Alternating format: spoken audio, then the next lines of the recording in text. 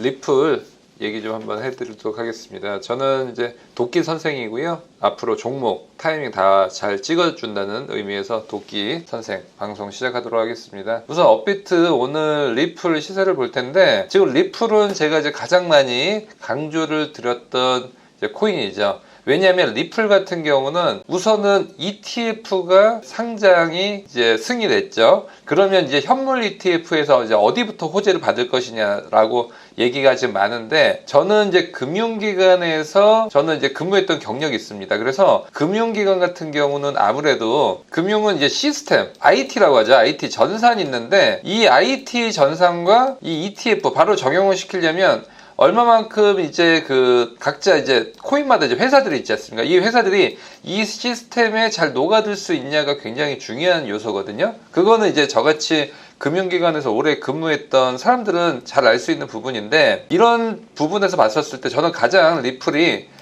이 ETF 승인 이후에는 가장 큰 매력도가 커지지 않나, 저는 그렇게 생각을 하고 있고요. 물론 차트를 보면서 대응을 하고, 제가 기존에도 이렇게 기준점 이렇게 찍어 드렸었죠. 특히나 이제 유튜브 방송 제가 이제 하고, 이제 더보기 댓글란에 이제 카톡으로 이제 신청하신 분들, 무료 신청이죠. 저는 이제 유료는 안 받습니다.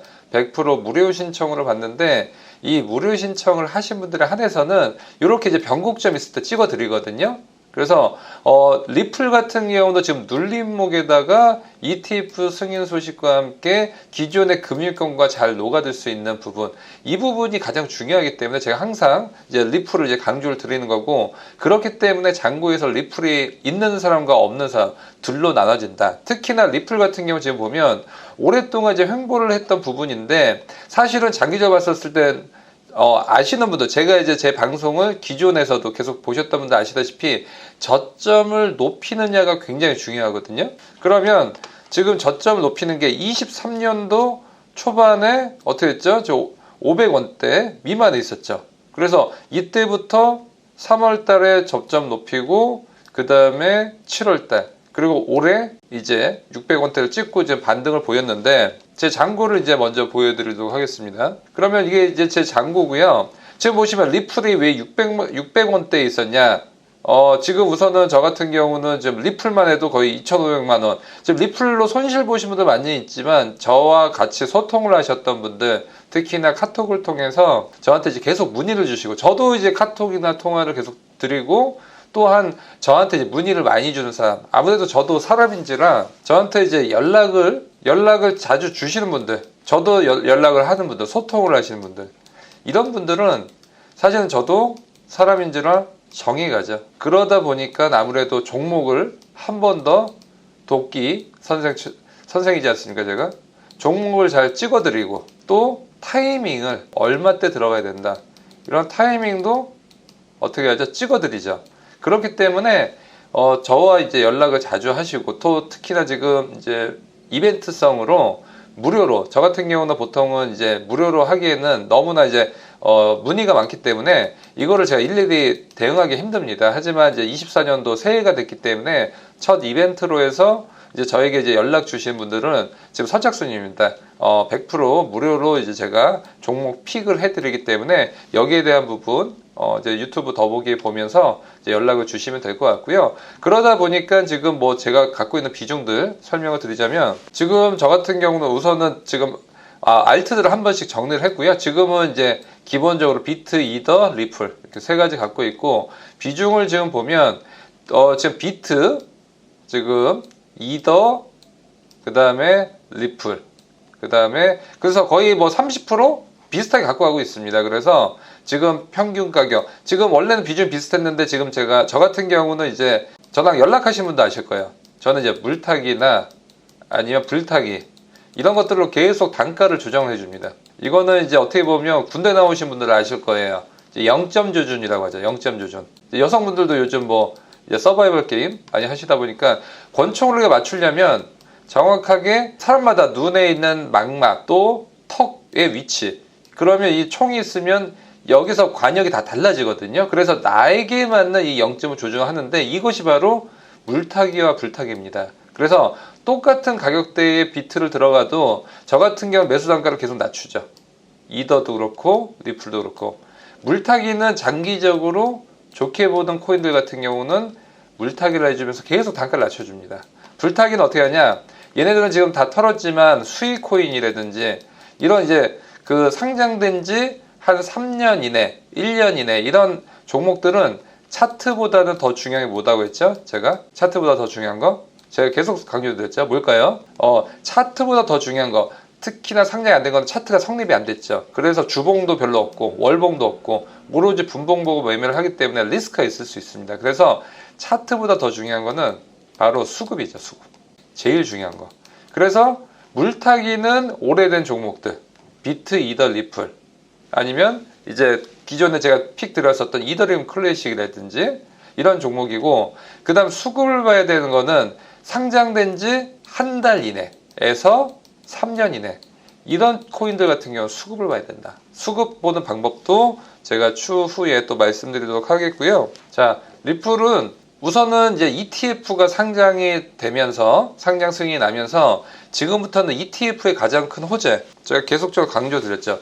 그냥 뉴스만 보는 게 아니라 직접적인 호재가 있는 코인과 간접적인 호재가 있는 코인이 있다고 했습니다. ETF라는 게 뭔지부터 제가 말씀드리면, 저는 실제로도 ETF 같은 경우는 굉장히 약 거의 한 10년 전부터 ETF면 굉장히 많이 했었거든요. 이게 뭐냐면 뭐 삼성전자가 있죠, 주식이.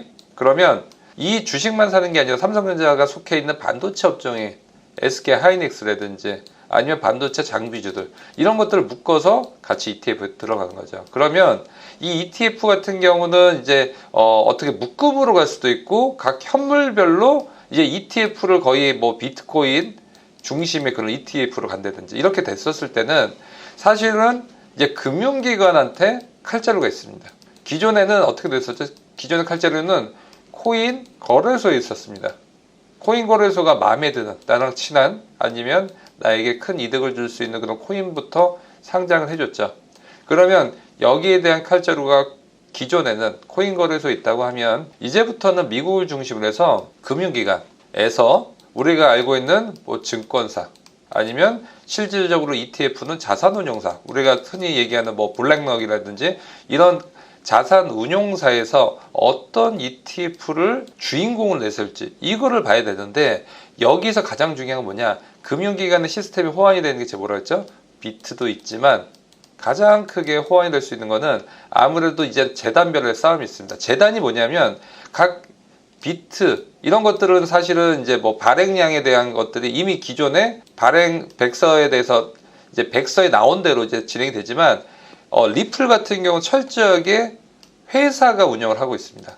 그래서 소송도 벌어지는 거죠. 그래서 이런 회사가 얼마나 금융기관과 협업을 잘하냐 이게 굉장히 중요한데, 거기서 리플 같은 회사들 같은 경우가 상당히 미국 어떤 이제 금융가, 월스트리트를 중심으로 해서 이런 금융가에서 굉장히 활발히 소통을 하고 있고, 저도 이제 현지 같은 데서 이런 얘기가 굉장히 많이 들었거든요. 그래서 리플 같은 경우는 ETF에 직접적인 호재가 있다. 하지만 발행량이 지금 많이 풀려 있기 때문에 저점에서 들어가는 그 타이밍을 보고 들어가야 됩니다. 그러니까 지금 이제 기사를 보면 속보로 나왔죠. 피델리티. 제가 아까 얘기했던 자산운용사죠. 리플 상장지수 상품 ETP가 공개가 됐는데 거의 뭐 ETF라고 보시면 되고요.